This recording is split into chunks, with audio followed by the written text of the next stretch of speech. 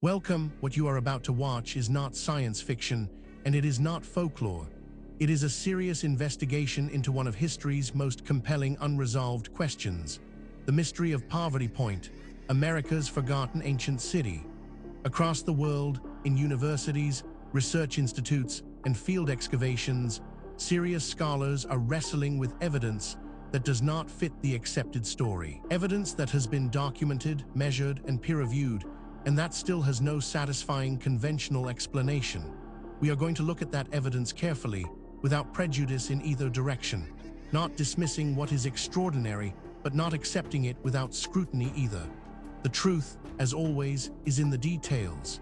In northeastern Louisiana, in a bend of Bayou Macon, stands the largest complex of earthworks in North America from its period. Poverty Point, built between approximately 1700 and 1100 BC, consists of 6 concentric semicircular earthen ridges covering more than 1.6 square kilometers, a massive central mound 21 meters high, and smaller mounds distributed around the site. It was built by hunter-gatherers. This is the extraordinary thing. The standard model of civilization says that large, permanent settlements are the product of agricultural societies, that you need food surplus to support the non-food producing labor of monument construction. Poverty Point demolishes this assumption. It was built by people who apparently did not farm, at a scale that rivals contemporary Bronze Age cities in the Old World. This is where our investigation begins. Stay with us, because the further we go into the evidence, the more extraordinary it becomes. The story you think you know is only the surface. Beneath it lies something far more remarkable. Let us begin. Before we examine the specific evidence, we need to step back and understand the context. This case does not exist in isolation. It sits within the global puzzle of unexplained ancient construction, and to properly evaluate what we are looking at, we need to understand the broader picture that surrounds it. Archaeology is, by its nature, an incomplete science. We find only what survives, and what survives is determined not by importance, but by durability. Stone lasts, wood rots, metal corrodes, ceramics endure. The written word survives only if it is inscribed on stone or baked clay. Papyrus and vellum are hostages to humidity and fire. This means that every picture of the past, assembled from archaeological evidence, is a distortion, biased toward the materials that happen to last, rather than the activities that define the culture. With that caveat in place, the structures that do survive from the ancient world are sometimes inexplicable by any conventional model of the societies that built them. Fine stone blocks weighing hundreds of tons, fitted together with tolerances measured in millimeters, transported from quarries dozens of kilometers away, and raised to heights that challenge modern cranes. We find astronomical alignments so precise that they track the movements of specific stars over periods of thousands of years. We find architectural proportions that embed mathematical ratios, pi, phi. The Pythagorean theorem, in civilizations that supposedly had no formal mathematics.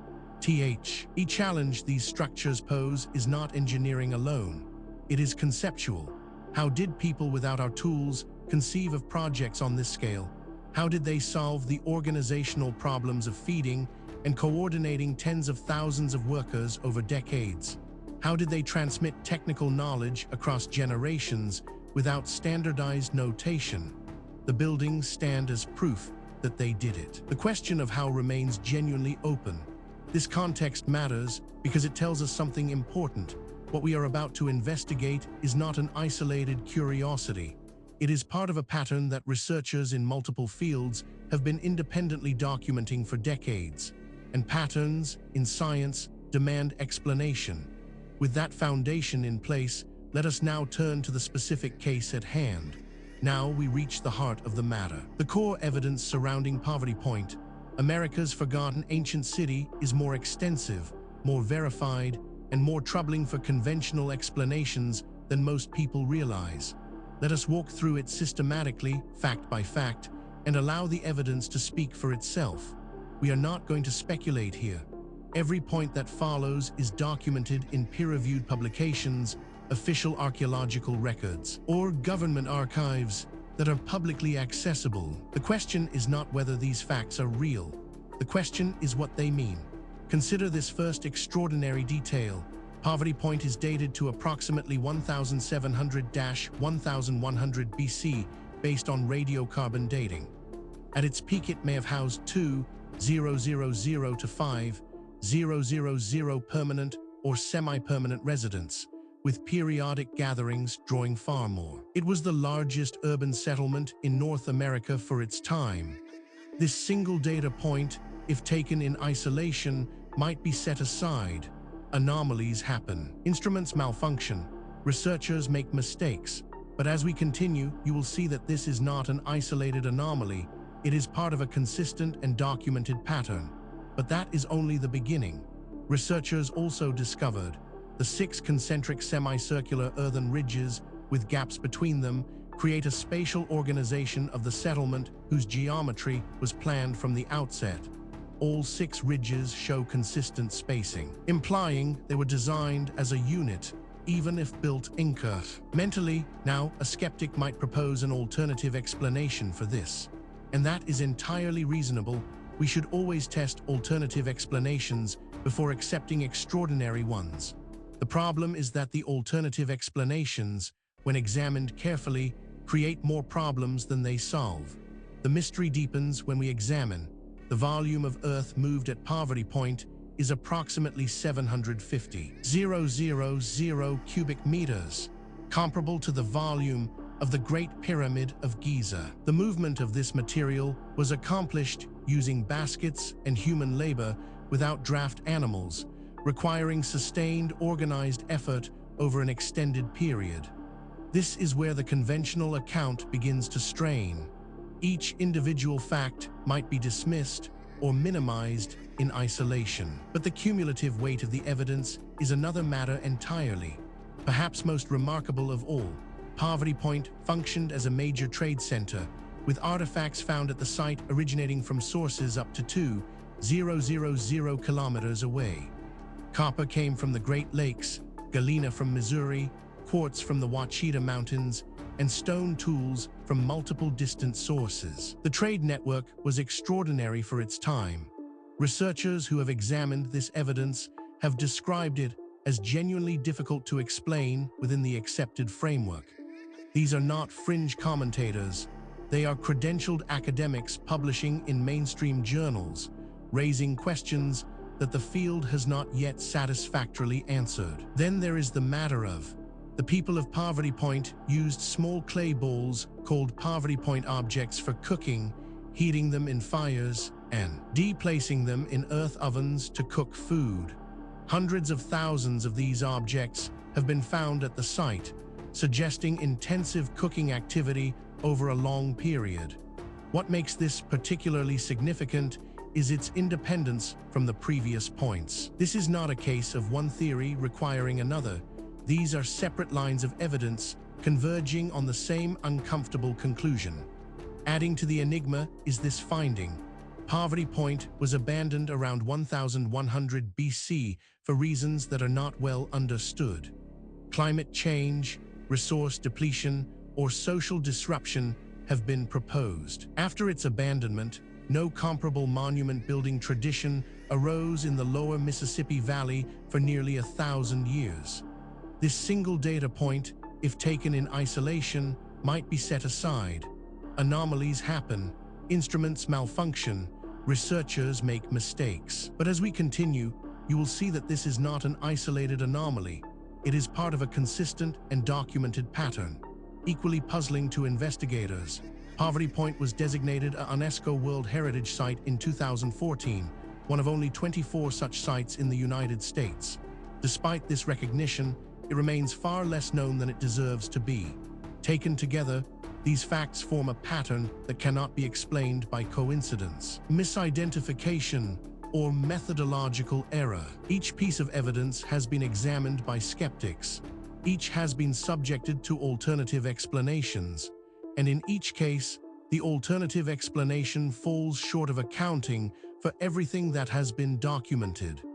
we are left with a body of evidence that demands explanation and an accepted narrative that does not provide one. This is where serious inquiry begins. Now that we have established the evidence, we need to examine the theories that researchers have proposed to explain Poverty Point, America's forgotten ancient city.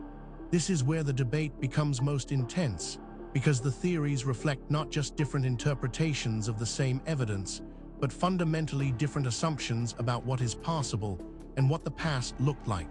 Understanding these theories is not just an academic exercise. Each one has been championed by serious researchers with genuine credentials, and each one captures something that the others miss. The truth, if it is ever established, will likely draw on elements of several. The first major explanation proposed by researchers holds that Poverty Point was a major regional center where diverse hunter-gatherer and early agricultural groups converged for trade, ceremony, and social interaction. The trade goods from distant sources confirm the site's role as a hub in a vast exchange network. The earthworks served ceremonial and residential functions. This is the mainstream archaeological interpretation. This interpretation has significant academic support and is backed by substantial evidence, but it is not without problems. Critics point out that it requires assumptions that go beyond what the evidence strictly supports, and that key predictions of this theory have not been confirmed by subsequent research. It remains contested, and the contest is productive. A rival school of thought argues that Poverty Point's scale was achieved through the aggregation of diverse groups rather than the production of a single society. A convergence site where different peoples temporarily assembled in large numbers for specific events and then dispersed. The permanent occupation visible archaeologically represents a year-round core that organized much larger seasonal gatherings. This theory is controversial, and deliberately so. Its proponents argue that the evidence demands an explanation outside the conventional framework. Critics counter that extraordinary claims require extraordinary evidence, and that the evidence presented, while suggestive, does not yet meet that standard. The debate continues in peer-reviewed literature. Perhaps the most unconventional theory suggests that the organizational capacity demonstrated by Poverty Point's construction and its trade network suggests the emergence of a form of social complexity, chiefs, specialists, organized labor, that preceded the agricultural basis we typically associate with such organization. What is striking about this debate is not merely that experts disagree. That is normal and healthy in science. What is striking is the quality of the disagreement. Serious researchers, working from the same body of evidence, reaching genuinely different conclusions. That level of fundamental disagreement, when it persists over decades, is a signal that something important has not yet been understood. The question is not which of these theories is right. The question is whether any of them is right, or whether the truth is something that none of the current frameworks has yet been able to capture. The case surrounding Poverty Point, America's forgotten ancient city, does not rest on speculation alone. What distinguishes this investigation from pure mythology is the existence of documented, physical, verifiable evidence, material that has been examined by credentialed researchers and whose authenticity is not seriously disputed. What is disputed is its interpretation. Let us review the most significant documented evidence as objectively as possible. We are not going to cherry-pick the data that supports a preferred conclusion. We are going to lay out what exists and let you draw your own assessment. Physical evidence supporting this account includes geospatial analysis of the concentric ridge system confirms that all 6 ridges share a common geometric center and consistent spacing, direct evidence of planned design rather than incremental growth without overall organization. This evidence has been subjected to independent verification. Skeptics have examined it. Alternative explanations have been proposed and tested. The data remains. The question of what it means remains open. Investigators have documented the diversity of exotic trade goods from sources 2,000 kilometers away confirms that Poverty Point was the center of an extensive exchange network and possessed whatever social mechanisms were required to organize long-distance trade. This evidence has been subjected to independent verification. Skeptics have examined it. Alternative explanations have been proposed and tested. The data remains. The question of what it means remains open. On-site analysis revealed radiocarbon dating of multiple features at the site establishes its antiquity firmly at 1700–1100 BC, predating any comparable North American earthwork complex by centuries and demonstrating that monument building in North America began far earlier than commonly recognized. This evidence has been subjected to independent verification. Skeptics have examined it. Alternative explanations have been proposed and tested. The data remains. The question of what it means remains open. Each individual piece of evidence might, in principle, be explained away. A single anomalous artifact might be misidentified. A single anomalous date might reflect contamination. A single anomalous eyewitness account might reflect misperception. The question is whether all of the evidence can be explained away, and whether the explanations required are more or less plausible than the evidence itself. When multiple independent lines of inquiry converge on the same conclusion, that convergence is the most powerful signal in empirical science. And that is exactly what we are seeing here. We have examined the history, the evidence, and the theories surrounding Poverty Point, America's forgotten ancient city. Now we need to ask the question that is sometimes overlooked in discussions of ancient mysteries. Why does this matter? What does it mean for us today? It would be easy to file this away as an interesting historical curiosity, a puzzle from a distant past with no bearing on our present lives. That would be a fundamental mistake. The questions raised by this case touch on issues that are directly relevant to who we are, where we came from, and what the human story actually looks like before the period covered by conventional history. Poverty Point is managed by the Louisiana Office of State Parks and is open to visitors who can walk the ridges and explore the site's extraordinary scale. Ongoing research continues to reveal new aspects of the site's organization and function. A 2013 study found that the main ridge system was built in less than 90 days, implying a much more intensive construction episode than previously thought, and suggesting remarkable organizational capacity in the hunter-gatherer society that built it. Poverty Point is America's answer to Göbekli Tepe, evidence that extraordinary civilization can precede agriculture. Furthermore, the tools available to investigate these questions are advancing rapidly. Satellite imaging, ground-penetrating radar, ancient DNA analysis, isotopic tracing, and deep-sea sonar are all providing capabilities that previous generations of researchers could only dream of. Cases that were genuinely unresolvable 10 years ago are now open to new analysis, and the findings, consistently, are expanding rather than contracting the mystery. The investigation continues. New discoveries are being made. New analyses are being published. New voices are entering the conversation from disciplines that were not previously part of the discussion. The answers, when they come, and they will come, will not merely solve a historical puzzle. They will force a fundamental revision of assumptions that underpin our entire understanding of human history and human potential. We have now walked through the complete case of Poverty Point, America's forgotten ancient city, from the historical record through the physical evidence, across the competing theories, and into the modern significance of what remains unresolved. What the story of Poverty Point ultimately reveals is not just a historical puzzle. It is a mirror. It reflects our assumptions back at us, our assumptions about what ancient people were capable of, about how knowledge is gained and lost across the centuries, and about the relationship between what we know and what we merely think we know.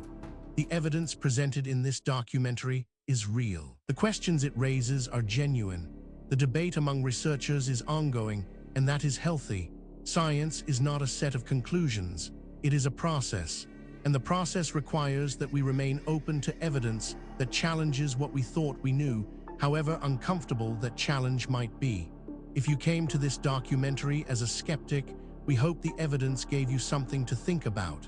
If you came as a true believer, we hope the critical examination gave you a more nuanced picture. The truth, as always, lies in the evidence, not in what we want to be true. Thank you for watching. If this investigation sparked your curiosity, please subscribe to the channel. We publish new documentaries every week, covering the full range of historical mysteries that the mainstream has not yet adequately explained.